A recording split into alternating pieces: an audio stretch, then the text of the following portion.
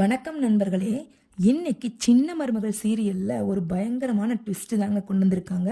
ஆமாங்க, நம்ம ஐஸ்வர்யா கழுத்துல இருக்கக்கூடிய தாலி நம்ம சேது கட்டினது கிடையாது அப்படின்னு சொல்லும் போதே நமக்கு அவ்வளோ சந்தோஷங்க.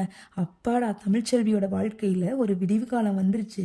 என்னடா இந்த சேது இப்படி கல்யாணம் பண்ணிக்கிட்டானே, அந்த பொண்ணோட லைஃபே வீணா போச்சே அப்படின்னு நம்ம எல்லாருமே ஒரு கவலையோட தாங்க இருந்தோம். ஆனா பாத்தீங்கன்னா அந்த தாலி சித்ரா கட்டினது தாங்க அப்படிங்கிறத கொண்டு வராங்க.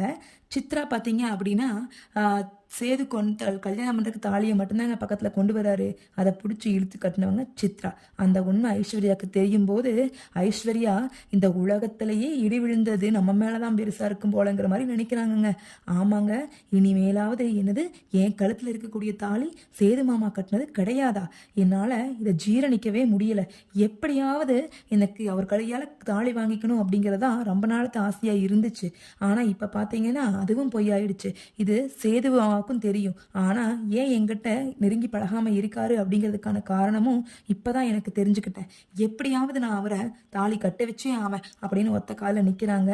அப்பதாங்க இந்த கிரிமினல் ஈஸ்வரி ஒரு ஐடியா கொடுக்குறாங்க. என்ன சொல்றாங்கன்னா, என்ன ஐஸ்வர்யா, இது கூட பெரிய விஷயமா என்ன?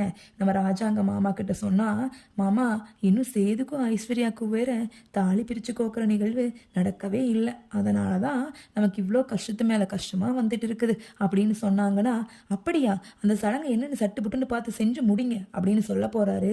நம்ம அதை பண்ண போறோம். அப்ப வேற வழியே கிடையாது, நம்ம சேது தாலி கட்டித்தான் ஆகணும் அப்படின்னு ஐடியா கொடுக்குறாங்க. ஐஸ்வர்யாவும் அப்படியா, அப்ப அந்த வேலையை பாருங்க, அந்த சடங்கை முதல்ல எனக்கு செய்ய ஆரம்பிங்க. என்னோட வாழ்நாள்ல சேது மாமா கூட நான் வாழ்ந்தே ஆகணும். நான் ஒரு முறை என்னோட வாழ்க்கையை தொலைச்சது போதும், இன்னொரு முறையாவது நான் ஆசைப்பட்ட அந்த சேது மாமா கூட வாழ வேண்டிய வாழ்க்கையும் அவருடைய சொத்துக்களையும் நம்ம அடைஞ்சே ஆகணும். அதுக்கு தான் இங்க இவ்வளவு அவமானங்களுக்கு பின்னாடியும் நம்ம இந்த வீட்டில் வாழ்ந்துகிட்டு இருக்கிறோம். நம்ம உப்பு போட்டு சாப்பிட்றோம் அப்படின்னா கண்டிப்பா அந்த ஆள் கையால தாலியை வாங்கியே ஆகணும். இதுக்கு நடுவில் இந்த குழந்தை வேற சும்மா மீனாட்சி மீனாட்சி மீனாட்சின்ட்டு எப்போ பார்த்தாலும் அப்படின்னு சொல்லிட்டு இந்த குழந்தைக்கும் ஏதாவது ஒரு வழியை பண்ணணும் அப்படின்ட்டு ஐஸ்வர்யா நினைக்கிறாங்க.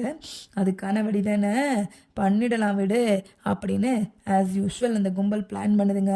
நம்ம மீனாட்சிக்கும் அழகருக்கும் ஏதாவது ஒரு தொந்தரவு கொடுத்து குழந்தைங்களை ஏதாவது பண்ண போகிறாங்களா, இல்லை மறுபடியும் சேது மறு கல்யாணம் பண்ணிக்க போகிறாரா அப்படிங்கிறது இனிமேல் பார்த்தாதாங்க தெரியும்.